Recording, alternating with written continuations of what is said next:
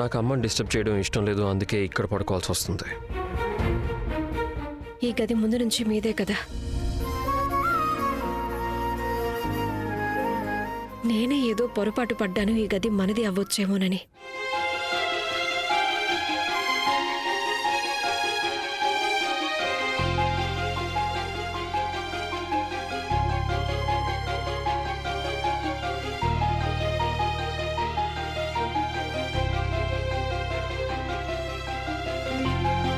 ఇంతకీ ఈ అడ్డు కూడా చాలా స్ట్రాంగ్.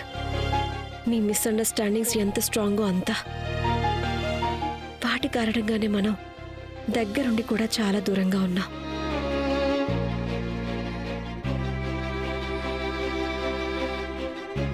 నాకు ఇప్పుడు ఏ లెక్చర్లు అక్కర్లేదు. నేను నీ కళ్ళు చదివి అర్థం చేసుకోవడానికి ప్రయత్నించేవాడిని అయితే కాదు కదా ఇప్పుడు. నేను కూడా ఆ వ్యక్తినేం కాదు. మీ మిస్అండర్స్టాండింగ్స్ విని నేను కరెక్ట్ అని ప్రూవ్ చేసుకుంటూ పోవడానికి. అయితే ఇదంతా నా కారణంగానే జరిగిందని నువ్వు అనుకుంటున్నావు అనమాట. మన గొడవలకి కారణం ఏమనుకునేదానంటే మనం కేర్ చేసుకుంటున్నామని. కానీ అస్సలు అనుకోలేదు మీ మిస్అండర్స్టాండింగ్స్ కారణంగా ఇలాంటి ఒక రోజు వస్తుందని.